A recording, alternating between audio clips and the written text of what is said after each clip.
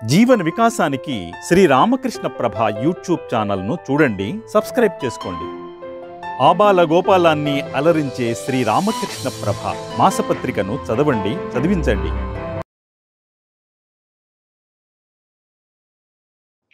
స్థాపకాయ చ ధర్మస్య సర్వధర్మస్వరూపిణే అవతారవరిష్ఠాయ రామకృష్ణాయ తే నమః.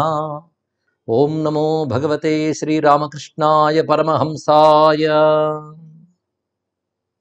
శ్రీరామకృష్ణ పరమహంస గారి యొక్క దివ్యమైనటువంటి గాథని బోధని మేళనం చేసుకుంటూ సాధనకి అవసరమైన అంశాలు మనం తెలుసుకుంటూ ఉన్నాం. వాత్సల్య భక్తి, మధుర భక్తి, వీటిని కూడా సాధన చేశారండి. ఆ వాత్సల్య భక్తికి జటాధారం సాధుసత్వముడు ఒకసారి దక్షిణేశ్వర వచ్చారు. ఆయన రామభక్తాగ్రేసుడు. ఎప్పుడు ఒక రామ్లాల విగ్రహం ఉండేది. ఆ రాముడికి పెట్టుకుంది ఏది తినడు. ఆ రాముడు వచ్చి ఇంత ఆడుకునేవట జటాధారితో. ఆ జటాధారి ద్వారా ఈయన రామమంత్రాన్ని ఉపదేశం పొందాడు. ఆ పొందడం ఏంటి? నిరంతర రామస్మరణతో తాదాత్మ్యం చెందిపోతే జటాధారితో ఆడుకునే రాముడు ఈయనతో ఆడుకోవడం మొదలుపెట్టాడు. ఒకసారి జటాధారికి దొరికేవాడు కాదు. పరమహంస దగ్గరకు తిరిగేబట్ట రాముడు. అప్పుడు రాముడి కోసం ఆడుకోవడానికి బొమ్మలన్నీ పెట్టేవట. ఆఖరి జటాధారి నేను ఎన్నాళ్ళు తప్పిస్తే ఈ నీతో ఆడుకుంటున్నాడా అనేవారు. అదేవిధంగా ఈయన మధుర భక్తి సంప్రదాయాన్ని స్వీకరించి ఆ కృష్ణ విరహాన్ని సాధన చేశారండి. నారదుడు భక్తి సూత్రాల్లో రకరకాల ఆసక్తి భక్తులు చెప్తాడు. వాత్సల్యాసక్తి, సఖ్యాసక్తి, శాంతాసక్తి, దాస్యాసక్తి, ఇది చెప్తూ విరహాసక్తి అని ఆఖరికి అంటాడు. విరహాసక్తి చాలా గొప్ప విషయం. భగవద్విరహం చాలా గొప్ప అద్భుతమైన అంశం. అంటే భగవంతుడు నాకు కనబడకపోతే తాళలేను, క్షణం కూడా భరించలేని తీవ్రమైన విరహం ఉంది. దానికి మించిన యోగం లేదు. ఆ విరహాశక్తితో ఆయన గోపీభావాన్ని ఆశ్రయించి ఆ కృష్ణ పరమాత్మ కోసం ఆయన తప్పించిపోతూ అచ్చం గోపికలందరూ భాగవతంలో ఎలాగా చెట్టుకి పొట్టుకి వెతుకులాడారు, ఆయన కోసం తప్పించిపోయారు.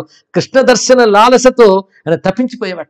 ఆ తప్పించిపోయి తిరుగుతూ ఉండగా కొన్నాళ్లకి అలాగైతే గోపికలు కాత్యాయని దేవుని ప్రార్థించారో అదేవిధంగా ఈయన కాళికాదేవిని ప్రార్థన చేసి ఆ కృష్ణుడు కావాలని తప్పించిపోయేవాడు. గోపీభావాన్ని ఆశ్రయిస్తుంటే క్రమంగా ఆయనకి ఆ గోపీభక్తి కాస్త రాధాభక్తులకు పరవశింపజేసింది.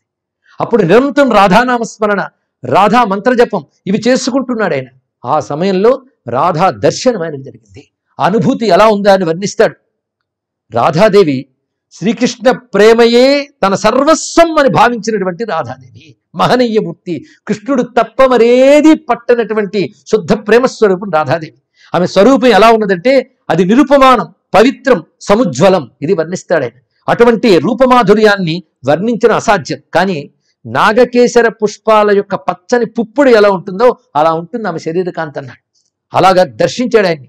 ఆ రాధాదేవి క్రమంగా ఆయనకి దర్శనమిచ్చి ఇదివరకు సీతమ్మ ఎలాగైతే దర్శనమిచ్చి ఆయనలో ప్రవేశించిందో అలా ప్రవేశించింది ఆయనలో. వెంటనే ఆ రాధాభావాన్ని ఆయన భజించిన తర్వాత కొన్నాళ్లకి నిరంతర రాధాధ్యానం ఆయన యొక్క వ్యక్తిత్వాన్ని అదృశ్యం చేసిందట. ఇది చాలా ప్రధానమండి. మన వ్యక్తిత్వం అదృశ్యమైపోవాలి. ఈ నామరూప అనుభవం పూర్తిగా అంతరించిపోవాలి. తాను అదే శరీరం అయిపోవాలి. ఏది ఉపాసిస్తున్నాడో అదే ఆ భావకోశం తయారవ్వాలి. పంచకోశ విలక్షణమైనటువంటి భావకోశం. ఆ సమయంలో ఆయనకు ఆ రాధాదేవి వల్ల మహాభావం ఏర్పడి ఆ మహాభావం యొక్క ప్రభావం చేత ఆయన చెప్తూ ఉన్నారు, నాకు ఆ ఒక్క మహాభావం, నిజానికి ఆ ఒక్క మహాభావం అన్నారు కానీ 19 మహాభావాలు కలిస్తే ఒక్క మహాభావం. ఇది రాధాదేవి దగ్గర పూర్ణంగా ఉంటుంది. ఆ రాధాదేవి హృదయంలో ప్రవేశించగలిగిన కనుక ఆయనకి పూర్ణభావం సిద్ధించింది. అప్పుడు ఆయనకి జగన్మోహనమైనటువంటి శ్రీకృష్ణ పరమాత్మ యొక్క దర్శనం లభించింది.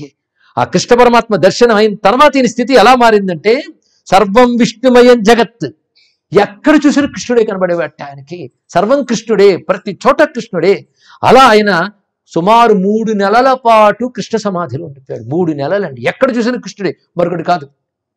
ఆ కృష్ణ స్మరణ ఆ విధంగా సిద్ధింపజేసుకున్నాడు. కృష్ణానుభూతులు మునిగిపోయాడు. అలా సాధన కాలంలో కృష్ణుడు ఎలా ఉన్నాడనేది ఒక్కొక్కడు భక్తులకు చెప్తూ ఉన్నప్పుడు ఆయన తాను అనుభవం చెప్తున్నాను కాకుండా ఒక పలవరింతలా చెప్పేవాడు. ఆ కృష్ణుడి శరీరం ఎలా ఉందంటే అంటూ ఆగిపోయాను ఒకసారి. అంటే ఏం చెప్తే వీళ్ళకి అర్థమవుతుంది? చుట్టూ చూశారు. అక్కడ ఒక గడ్డిలోంచి ఒక నీలం పువ్వు, మంచి నీలకాంతితో ఉన్న పువ్వు మెరిసిపోతే కనబడింది. వెంటనే పరుగెత్తుకెళ్ళే పువ్వు తీసుకొచ్చి ఇలాగో ఈ రంగులో ఉన్నాడు కృష్ణుడని చూపించారు. అలాంటి కృష్ణ సాధన దశలో, మధుర భావ దశలో ఒకప్పుడు దక్షిణేశ్వరంలో భాగవత కథాశ్రవణం జరుగుతోంది. భాగవత కథ చెప్పడమన్నా వినడమన్నా అది ఒక యోగం. ఇది తెలుసుకోవాలి. కథ వింటున్నాం ఎప్పటికవుతుంది కాదండి.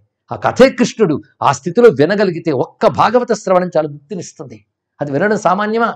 ఈయన అక్కడ కూర్చుని భాగవత కథాశ్రవణం చేస్తూ ఉంటే ఒక దృశ్యం కనబడింది పరమహంస గారికి. ఒక్కసారి కృష్ణ పరమాత్మ యొక్క దివ్య దర్శనం. ఆ కృష్ణుని యొక్క పాదాల నుంచి దివ్య తేజో కిరణాలు వస్తున్నాయట. అవి ఎలా ఉంటే బంగారు రంగు తాళ్ళు వస్తున్నట్టు వచ్చేటండి కిరణాలు.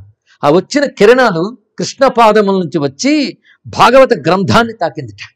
భాగవత గ్రంథాన్ని తాకి ఆ తర్వాత పరమహంస గారి యొక్క హృదయాన్ని తాకుతుందిట. అంటే కృష్ణ పాదాల నుంచి వెలువడి భాగవత గ్రంథాన్ని తాకి తన హృదయాన్ని తాకుతూ ఉంటే భాగవతుడు భగవానుడు ముగ్గురు ఒకటే అని అరిచేస్తాయన. ఇది బాగా తెలుసుకోవాల్సింది. భాగవతం, భగవానుడు, భాగవతుడు ముగ్గురు ఒక్కటే. ఇది తెలుసుకోవాలి. భాగవతం మార్గం, ఆ మార్గంలో ఉన్నవాడు భాగవతుడు, ఆ మార్గాన్ని గమ్యమైనవాడు భగవానుడు. మూడు ఒకటనే తాదాత్మ్య ఏకస్థితియే సిద్ధావస్థ. అది ఆయన భాగవత శ్రవణంలో ఈ సిద్ధావస్థను పొందాడు, భాగవత సిద్ధిని పొందాడు. ఆయన ఇంత సిద్ధి పొందినవాడు కూడా మునిపే చెప్పినట్లు మన కోసం భూమి మీద సంచరించడానికి అవసరమే ఉంది ఆయనకి. సాధారణంగా జంతువులు ఆహార నిద్రల్లో ఆనందిస్తుంటాయట. మానవుడు కళల్లోనూ కొంతమంది బుద్ధితో ఆవిష్కరించిన సైన్స్లో ఆనందిస్తారు. అంతకంటే పై స్థాయి వాళ్ళు ఆత్మధ్యానంలో ధ్యానానుభవంలో ఆనందిస్తారు అని చెప్పేవారు ఆయన. వేదాంతాలకు చరమసీమ బ్రహ్మానందం. ఆ బ్రహ్మానందమే జీవుడి లక్ష్యం. ఆ బ్రహ్మానందంలో ప్రగాఢంగా ఉండిపోయే ధ్యాన స్థితి పేరే సమాధి, అతీంద్రియ జ్ఞానావస్థ. ఈ సమాధిని ఆయన భక్తితోనే కాకుండా జ్ఞానంతో కూడా పొందేవాడు. అసలు సమాధి ఎలా ఉంటుందండి అని అడిగారు ఒక ఆయన ఒకప్పుడు. అంటే ఒక మాట చెప్పారు.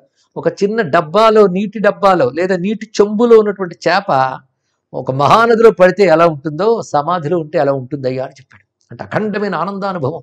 జీవుడు తన హృదయంలో ఆభాసానందాలు అనుభవిస్తుంటాడు చిన్న చెంబులో చేపలాగా. అదే ధ్యానస్థితిలోకి వెళ్ళిపోయినప్పుడు ఒక మహానదిలో చేపలా ఉంటాడు అని చెప్పేవారు. అంతేకాదు సమాధి స్థితిలో ఎలా ఉంటుందంటే మిట్ట మధ్యాహ్న ఎండలో నిలబడితే ఎలాగైతే నీడ కనబడదో అలాగే నేననేది కనబడకుండా ఉండే స్థితే సమాధి. ఇది ఆయన ఇచ్చే నిర్వచనాలండి. అద్భుతమైనటువంటి నిర్వచనం చూపించాడు.